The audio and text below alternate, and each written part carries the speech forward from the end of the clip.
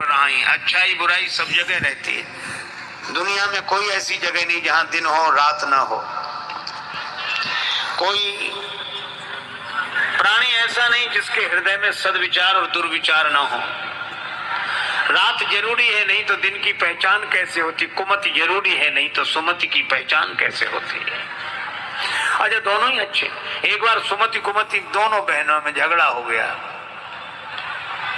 कुमति गई ब्रह्मा जी के पास, क्या मैं आपकी बेटी नहीं हूँ? सुमति ही आपकी बेटी है। मैं कुमति हूँ तो क्या सही, हूँ तो आपकी बेटी। मुझे कोई नहीं चाहता, सब सुमति को चाहते हैं।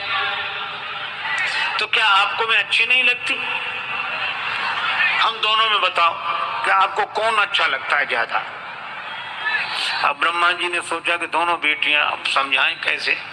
तो कहा बेटी ऐसा करो, तुम दोनों ही अच्छी लगती हो ना। ऐसे नहीं, निर्णय करके बताओ। ब्रह्मा जी बोले अच्छा चल के बताओ तुम दोनों। तो सुमति वहां तक गई, फिर लौट कर आई। अच्छा, कुमति वहां तक गई, फिर लौट कर आई। ब्रह्मा जी बोले फैसला हो गया। क्या? बोले दोनों ही अच्छी लगती हो हमें। कहा कैसे? कहा सुमति तुम आते हुए अच्छी लगती हो और कुमति तुम जाते हुए अच्छी लगती हो। हमें दोनों ही अच्छी। आप क्या समझते हैं लंका में कुंभकर्ण ही सोता है, विभीषण जी नहीं सोते? अगर सोते हैं नहीं तो क्यों लिखा 23 समय विभीषण जागा? पर अंतर यही है, समुद्र के बीच में बसी हुई लंका, संसार सागर के बीच में बसी हुई हमारी जिंदगी की लंका में कुमति का कुंभकर्ण भी सो रहा है, सुमति के विभीषण जी भी सो रहे हैं। अंतर इतना ही है कि कुमति के कुंभकर्ण को कुसंग का रावण जगाता है और सुमति के विभीषण को सत्संग के हनुमान जी जगाते हैं। यही अच्छाई में भी बुराई हो सकती है, बुराई में भी अच्छाई हो सकती है। और यहीं की बात क्यों, अयोध्या तक में कैकेयी माता के जिस भवन में श्री भरत रहते हैं, उसी भवन में मंथरा रहती है। मंथरा जैसा कुटिल कौन, भरत जी जैसा सरल कौन?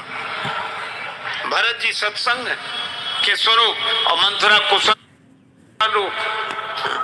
अच्छा, एक और अद्भुत बात है, कैकेयी माता के जिस भवन में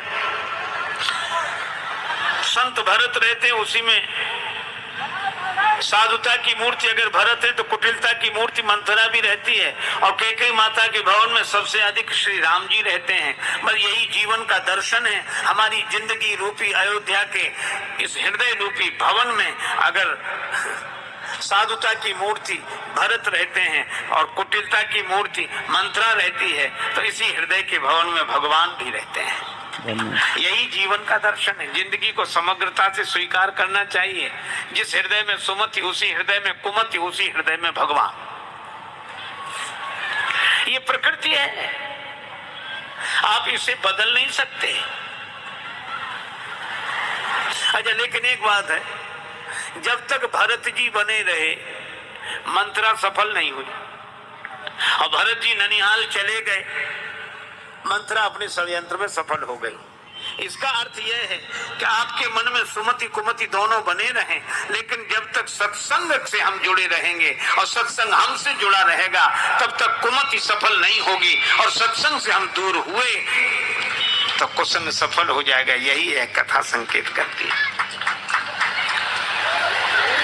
एक बार हम डॉक्टर साहब के पास गए, उन्होंने परीक्षण किया, शारीरिक अस्वस्थता के लिए औषधि लेने गए थे। तो उन्होंने कहा आपको डायबिटीज है?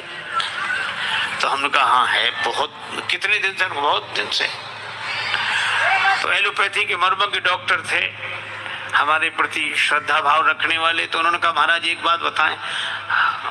हमने कहा बोलो। कहा ये डायबिटीज है, मिटेगी नहीं। किसी जादू टोने ताबीज गंडा विभूति के चक्कर में मत पड़ना, ये नहीं मिटेगी। तो मैंने कहा ये तो बड़े घबराने की बात है कि डायबिटीज नहीं मिटेगी। वो बोले कि नहीं घबराने की जरूरत नहीं है, आप समय से दवा खाते रहो, परहेज करते रहो तो कंट्रोल में बनी रहेगी। मिटेगी तो नहीं, पर कंट्रोल में बनी रहेगी अगर दवा खाते रहे और परहेज करते रहे तो। उन्होंने डायबिटीज के संदर्भ में यह बात कही थी, मंत्र था। लेकिन मैं आपसे सत्य कहूं, मुझे तो जिंदगी के लिए महामंत्र मिल गया। जीवन के साथ भी यही है। तो जैसे डायबिटीज मिटेगी नहीं, आप तो दवा खाओ परहेज करो तो कंट्रोल में बनी रहेगी, इसी तरह मैं आपसे जीवन के सत्य के बारे में भी कह रहा हूं।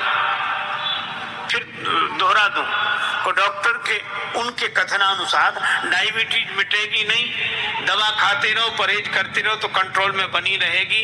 अगर यह तन के स्तर पर सत्य है तो मन के स्तर पर यह महामंत्र भी सत्य है कि ये मन के काम क्रोध लोभ मोह मद मत्सर मिटेंगे नहीं। आप तो सत्संग की दवाई खाओ, कुसंग का परहेज करो तो कंट्रोल में बने रहेंगे, ये मिटने वाले नहीं, ये कभी नहीं मिटेंगे। इनको मिटाने वाले मिट गए, इनको मिटाने वाले मिट गए, ये नहीं मिटे।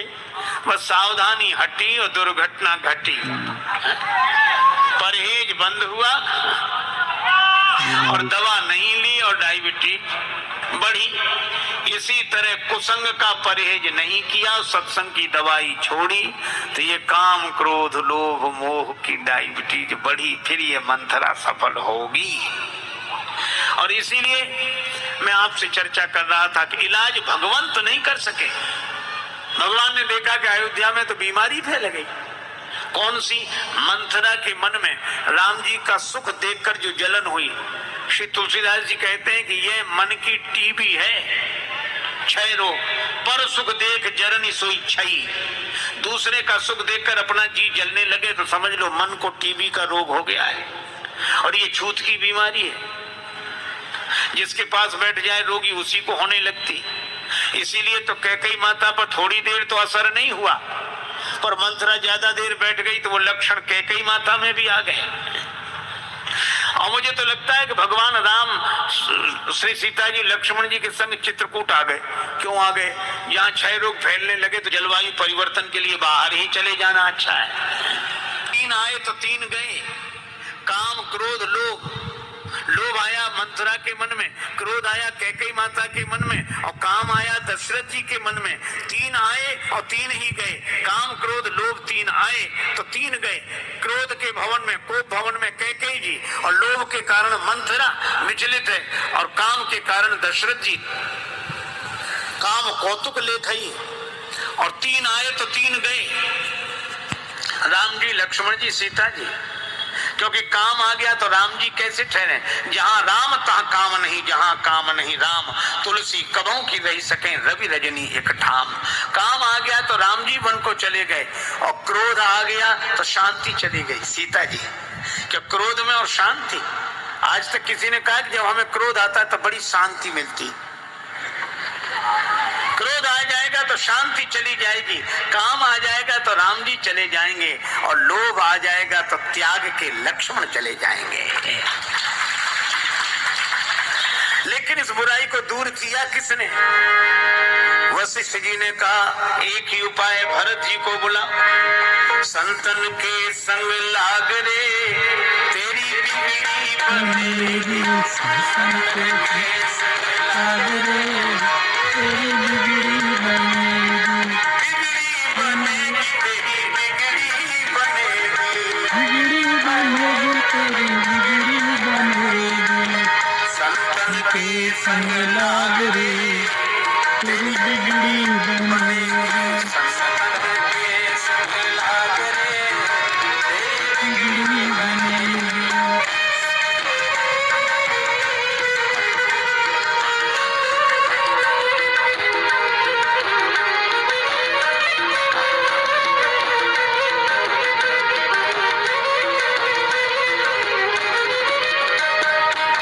सत्संगति की अद्भुत महिमा, सत्संगति की